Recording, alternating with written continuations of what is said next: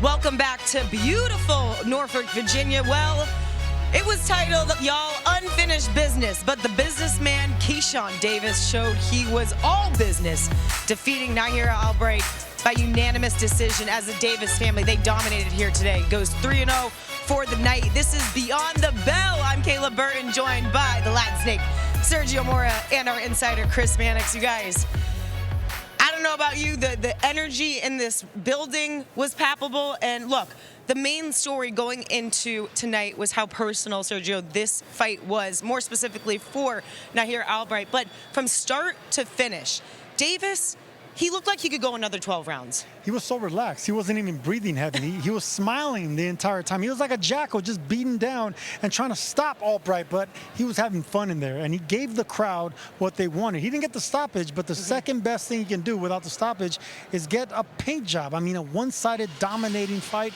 It was impressive, and he took care of business.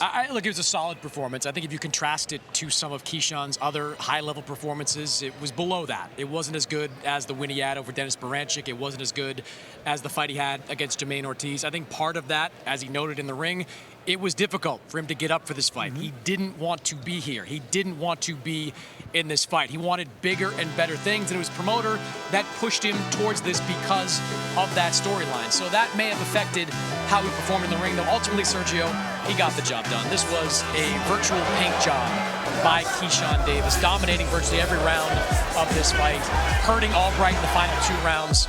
Clean win for Keyshawn Davis. Yeah, he rocked him a couple times with the right hands.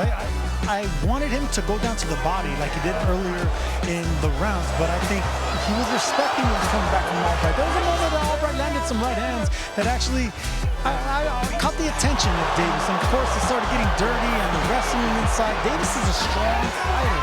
He could tell on the inside he dominates with the wrestling tactics. Albright tried to get his own right there, but ultimately this is boxing. You got to use your fist to hurt the other man. And there's only one man doing the fist and talking with them, and that was that man right there, Keyshawn Davis. Yeah, Albright threw his best punch really in the 5th, and then you saw the response from this guy, Keyshawn Davis. I mean, just completely firing back once again. But Chris, it was interesting because I don't know if you want to use the word cockiness involved here by Keyshawn Davis, but you saw him get deducted those 2 points. Not how costly was that for him, because clearly he came out with the unanimous decision, but how disciplined was he? It showed a bit of a lack of discipline in that moment. Certainly for Keyshawn Davis, you want to be focused. You don't want to be giving Nair Albright any potential window. And you saw immediately after that takedown, Albright came out and started to throw some punches. He sensed an opportunity, however unexpected, to get back into that fight. But frustration, look, fighting Nair Albright is always going to be challenging. He is tough to get a beat on. He is tough to deal with. He's slippery. He's awkward. He holds a lot. And I thought Keyshawn let it get the best of him. Fortunately, as the rest of the fight progressed, he continued to wear Nair Albright down. Won those last 2 rounds, hurt him, came close to stopping him, I thought, in that 12th round. So he got the job done at the end. Now he can move on to bigger and better things. How impressed were you, if at all, by Albright, by how he was able to go those 12 rounds in this one? I got to say I was disappointed. You know, I think a lot about Nair Albright. I gave him credit in the first fight. I thought he did great against Frank Martin. And I know what type of fighter he is. He's one of these spoilers that he can give everyone a good shot. But for this fight, I wanted him to take chances. He didn't take no chances against Keyshawn. Even try to go out on your shield. That I would have respected. I think he just spiritually gave up. I'll be honest. Yeah, and you know what? There's going to be a lot for him to learn coming out of this one. I want to talk about Keyshawn again because it was kind of funny. He made a joke at the end with his weight, having to make weight. He's been struggling to do so from the past couple of situations. Him talking about going up to that 147. Chris, do you see him there? I think it's probably the best fit for him if he's having that much trouble making 140 pounds. He made it clear even before his debut at 140 that he wasn't going to be long for this weight class. And the weight cut obviously was tough on him. It took him a couple of tries to make the weight at 140, and now he's clearly looking to go up to 147 pounds, where there are some very big fights for him to get into. We heard him also call out some names. Do you foresee him taking on one of those guys that he called out, or someone else? Look, there's a good list of names for Keyshawn Davis as he moves forward. Some good fights for him to potentially be in as he moves forward, whether it's at 140 or 147 pounds. I mentioned Landolfo Delgado. He is #1 in line for that 140-pound title with the IBF. That will be ordered at some point over the next couple of weeks. Oscar Duarte is someone that Keyshawn Davis wants to fight. If there's a potential title on the line, I'm sure Keyshawn would love to get a shot there. Devin Haney is a bit of the wild card. I was texting with Devin Haney before the fight. He said he was interested in a fight against Keyshawn Davis. I've also been texting with Devin after the fight, and he says, I'll quote him, they better keep him away from me. So Devin Haney, he's someone that's very interested in the Keyshawn Davis fight. He's worked with Top Rank in the past. That would be a big fight. I would love to see that fight at 147 pounds for the title that Devin Haney owns in that weight class. Would be a pretty interesting one. A good build-up as well. Sergio, what about you? Who would you like to see Keyshawn go after?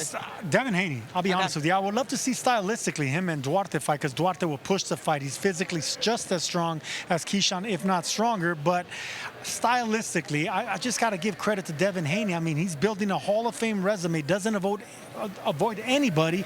And for him to be calling out someone as fresh and as strong as Keyshawn Davis, I mean, you just got to applaud that.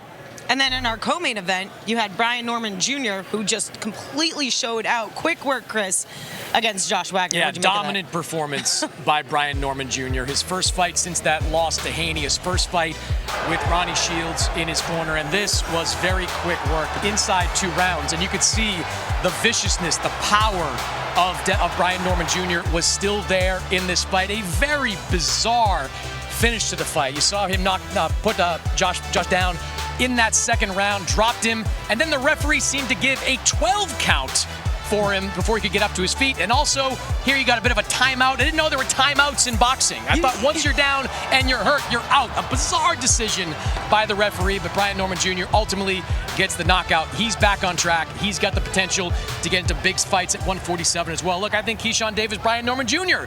is a pretty good fight. Probably no belt on the line for that fight, but it's a tremendous in-house fight for Top Rank to make. Were you surprised by Brian Norman Jr. to come out the way he did and really just knock him out that early? He was hungry. He got a new trainer in Ronnie Shields. Yep. He wanted to make a statement. He wanted to let those bricks fly, in which he did. Wagner didn't belong. This was a mismatch. This was a stay busy fight, and he didn't struggle with him. He let those punches fly, and he got the early stoppage. It was good for everyone, because we got a lot of decisions. We needed that knockout. Yeah, and he also credited his dad, too, for his journey to even get to this point. All right, good stuff, guys. Coming up on DAZN, Friday, undefeated prospect. You got Amari Jones facing former world champ Vincenzo Gutierrez in the biggest test of his career in San Jose. And what a spectacle this is going to be, as heavyweight king Alexander Usyk collides with kickboxing legend Rico Verhoeven beneath the pyramids of Giza next Saturday. Sergio's going to be there. Charlie Edwards moves one step closer to another world title shot against Siko Nolitole May 29th from London. And then May 30th, rivalries explode as Raymond Ford challenges WBC champ O'Shaquie Foster in Houston. All of this live on DAZN. Just make sure you get your ultimate subscription so you don't miss any of these incredible fights.